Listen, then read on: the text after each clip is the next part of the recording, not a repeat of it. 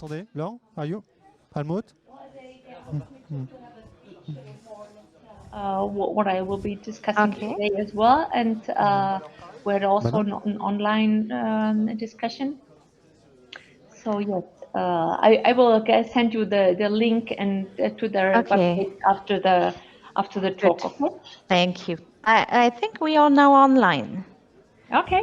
Let me check. Good. Hello, everybody. Can somebody confirm that we are online in the chat, please? Yes, you're live.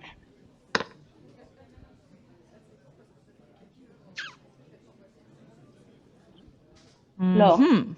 Damian, yes. Yeah, we are live. Wrote Damian. Okay, I don't see it. Sorry for that. Hello, everybody. Sorry for the for the me start. I don't know. Welcome here. So both Almut and myself are online, and we are very happy to welcome you today.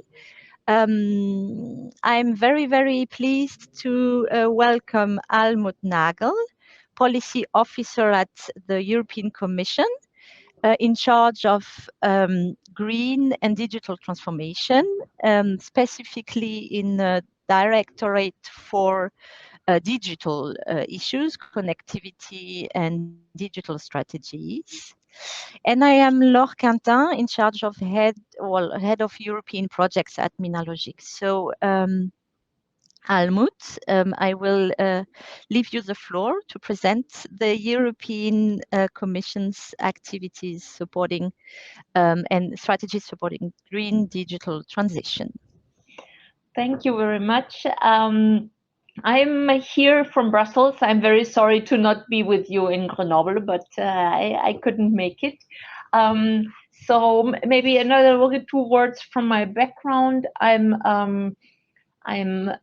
policy officer, but I'm seconded from the German Federal Environment Ministry to DG Connect in order to work on this twin transition. So my background is an environmental one.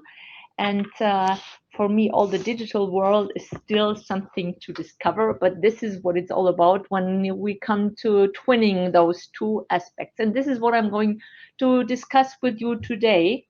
So now I'll look into sharing my screen with you. And this, Laure, I think there is a problem. I don't know.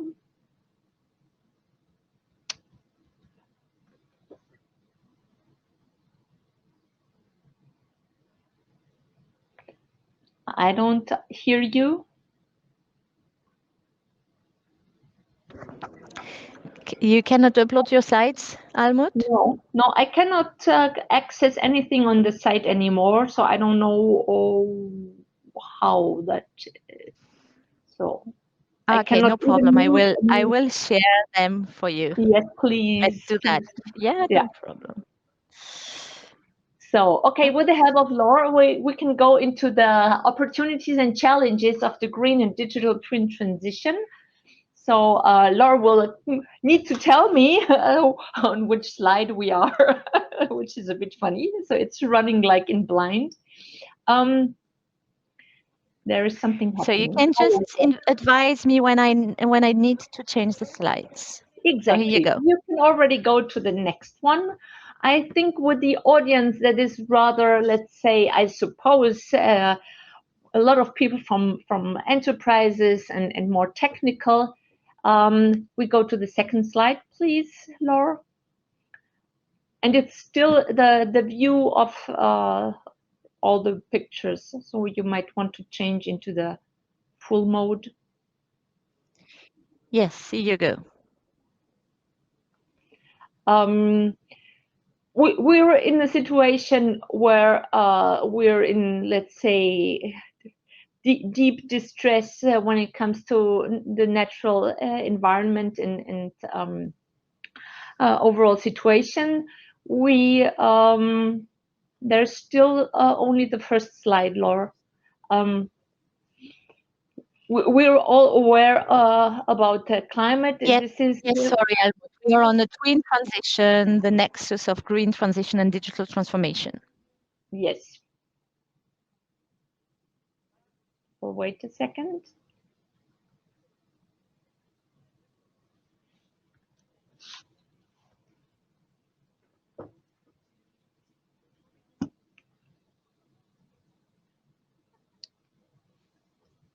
I'm not sure if your slides are working, Laure. Oh. Yes. And now full screen. Sorry Okay, to let's give do you like all those. No problem. But it seems like if I go to full screen, you don't see it anymore. So we might better go like this, because here is full screen mode. And can you see it? I still see the presentation. But what would be a digital video conference without any problems? So the audience, we Yeah, ask you sorry for that. some more patience. Well, I can go with this. It might not be the best for the audience, but I'm fine going along with this presentation like this.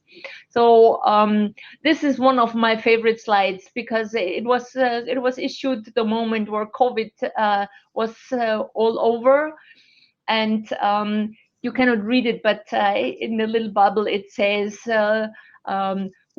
we're all okay if we're constantly wash our hands. And then there was the dread of the recession. Climate change is an even bigger one, and a lot of times the biodiversity collapse is really forgotten about because it's even bigger than the climate change issue. If our biodiversity is giving up, then we don't stand any chances with climate change. At least there will be a lot of impacts, but still it could eventually be manageable. So this is why the biggest wave is the biodiversity collapse. So we can already go to the next slide. I don't want to dwell into all those, let's say, details of the IPCC and the urgency to act. But in all this context, next slide, please. In all this context, the president of the European Union, Ursula von der Leyen, when she came into acting, she has put forward the European Green Deal. You might be aware of this. This is a programmatic approach trying to bridge really all three pillars of sustainability. So working towards an economy that works for people, protecting the European way of life, pushing for democratic values, but at the same time, a big push on digital and on the economic side. This is why often in Brussels and the EU talk, we talk about the twin transition. It's about the green transition and the digital transformation. These are both underway. The digital transformation is, let's say, happening mainly those days for economic reasons. The green transition, so greening and climate change, is much more, let's say, needs to have a more political push towards happening. We can already go to the next slide. When we talk about the twin transition and the discussions that are on the way, we mainly talk about conflicts. This is what most of the people are aware, because the ICT footprint can be calculated between 2 and 4% of global greenhouse gases for Europe. This is something like 9% of the overall electricity consumption. The e-waste is also can be calculated. It's the fastest growing waste category because of different aspects that you might be aware of.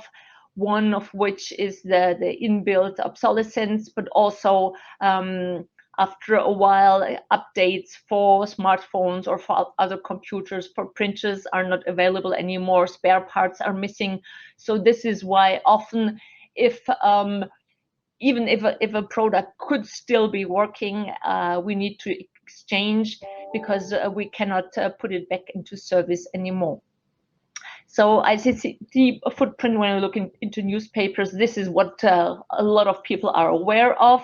What is a little bit less aware is that the green transition would also kind of put obstacles to certain business models, like, as I said, obsolescence or energy intensive blockchain mining that might change into less intensive blockchain mining. Single-use plastics or single-use electronics would also have less opportunities when we go for green. The synergies are not so well understood here, or clearly in the area of projections on global scale. So we don't have any numbers yet to really say what digital solutions and digitally enabled devices can help, for example, towards climate neutrality, and also their material footprint is not as clearly said, but mainly it's about how can those digital solutions enable cutting emissions, both material and CO2 in other sectors, be it agriculture, be it mobility, etc. I will go into this shortly. Also, the synergies would be the green transition, creating new jobs, business models, and helping access to sustainable finance. Here we are in the green for digital, and the other one was the digital for green. Laure, if you would please go to the next slide, please. So where do we stand today? As I said, Laure, can you please change to the next? I did. You cannot see it. Oh, I'm so sorry that it doesn't work. Here it's a slide, twin transition. Next. It's on next. Well, it's slide number 5. When we're on the next, that's fine. Yeah, okay. I will continue on. Here we go. Here we go. So today the focus, as I said, is mainly on conflict because they're measurable. The enabling effects are still based on projections. So the overall aim that we need to pursue is to maximize the benefits and the synergies for sustainability and digitalization. This includes when digital solutions are designed to really look into how can they best help also green and social aspects. The boundary, the systems boundaries are very important as well. Here it's about the rebound effects when I'm investing in a solution, and the gains we can achieve from this are kind of turned into more consumption. Just as an example, if we look into fully automized smart mobility, where we have automated cars running in the system at a certain moment, even without drivers, and we use it, let's say, in addition to cars, and we don't cut the personal cars, and it's cannibalizing on public transport, we're clearly in the negative when it comes to environmental benefits, but also to the extent of social benefits, because public transport is just the best possibility also to not increase the social divides. What is now necessary is to have science-based methods that are able to measure the net contribution of digital to environment, which means what is the cut in emissions from a digital solution minus the footprint we will always need to invest. And why is this needed? We need to compare different solutions in order to be sure that if we invest in digital solutions, that we go for the most green ones. This is, let's say, possibly an intrinsic interest of the companies that, as your clientele, that work in this field in order to be comparable, to say, I'm greener than my neighbor, please buy me, please get my solution. But this is also, let's say, a step further necessary, because there is a lot of money out there. There is money from the resilience and recovery plans at member states level. There is the EU taxonomy when it comes to banking and loans, etc. Green public procurement also needs to compare solutions when they go for their digital environment, international finance, but also under Horizon Europe, there's a whole pillar that is dedicated to improve multi-sectoral industrial competitiveness in energy, mobility, circular economy. And also there, it's important to show my solution is the environmentally best one compared to others. So, Laure, please go to the next slide. I will just very briefly walk you through some digital technologies. One where we are kind of well advanced is on the efficient data centers by 2030. Here there is the Joint Research Center, the Institute of the EU Commission has emitted a code of conduct, which is already there and can be used. What is still important is how to really make those criteria usable for accountability. Then there is a progress made in the greener electronics communications. So the telecoms in Europe all go towards greener services.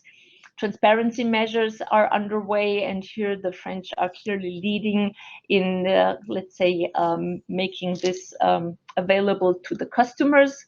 But it's also important for the BEREC, for the regulators at national level. We're moving towards the Circular Electronics Initiative that should be out by September. Right to repair is a very important aspect, and also here the French community is clearly leading. They put a lot of effort on material and ICT footprinting, repairability, and also working towards the digital sobriety. What is also very important is the low power processors, software, and AI. Here the Commission is underway also in view of new generation internet, in order to make sure that the infrastructure of the internet is up to date, or gets up to date, because we're working here in an environment that is a couple of years old and might not always be the best, both in, let's say, in the infrastructure, but also in the services that we provide for customers when it comes to green. Next slide, please. You're surely also aware of, let's say, the overall picture. Digital contributions, I already said it, can or is expected to provide 15 to 20% of reduction in total emissions with the deployment of today's technology. So maybe there could even be a bigger margin in the upcoming years. What will be very important is the digital for circularity. Here the Commission has put forward a proposal called System Product Initiative, and the regulation on sustainable product eco-design, under which there is a proposal for the digital product passports that will roll out in several steps to product groups. The first product group with a digital product passport will be the vehicles batteries, but also work is underway to work towards consumer electronics and textiles. Also, the possible emission cuts for smart mobility are expected to be quite high, with 37%, smart buildings with 17%, small energy systems approximately 23%.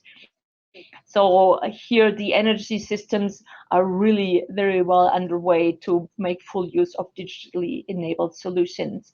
One other part is, let's say, all the Destination Earth and digital twins for production, but also for Earth surveillance, predicting and climate modeling.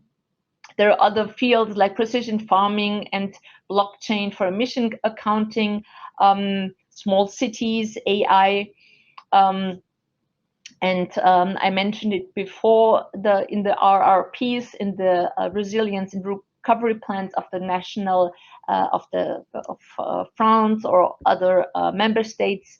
There was a missed opportunity to really look into solutions that go both into climate action and digital solutions. These are still quite separate possibilities. So looking at the watch, I need to speed up a little bit. So the next slide is on what member states have committed to. There was a declaration by 26 member states. They clearly made the commitment for green public procurement, the default option also for digital solutions.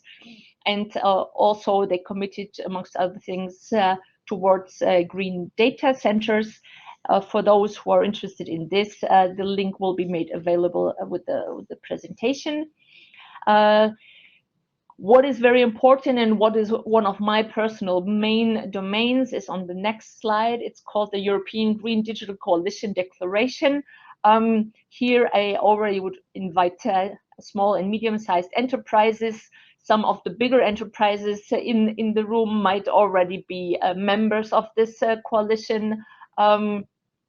Those big companies, the 26 are the big companies, 45 small, medium-sized companies signed the declaration but cannot officially be full members. They want to invest and deploy green digital solutions, let's say, on their own, in the sense of what do I bring to the market, but in the sense of providing for methods and methodologies to measure the net environmental impact.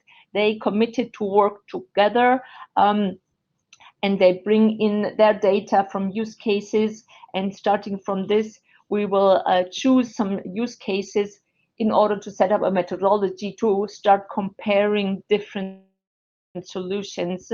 As I said before, what can they cut in other sectors and what is the input needed. And the third step of this coalition will be to set up guidelines for different sectors, be it mobility, construction, energy networks, smart cities, and agriculture and construction, to make sure that whenever digitally enabled solutions are deployed, that let's say the boundaries are respected, beyond which we would clearly go into the negative when it comes to environmental gains. The last slide, I will not go into it into details. This is rather something to look up after the talk.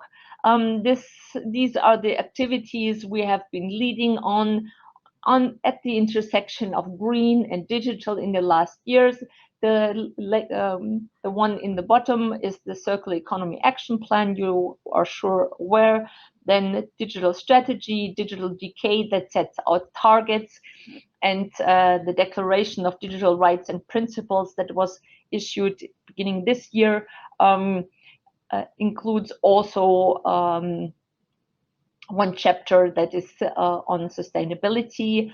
I already mentioned the eco-design for sustainable product regulation with the digital product passport. This is something where a lot of discussions will still be on in order to make sure that all the players along the value chains are included to best design the digital product passport for specific product groups. With this, I would leave it so we have still some moments to discuss.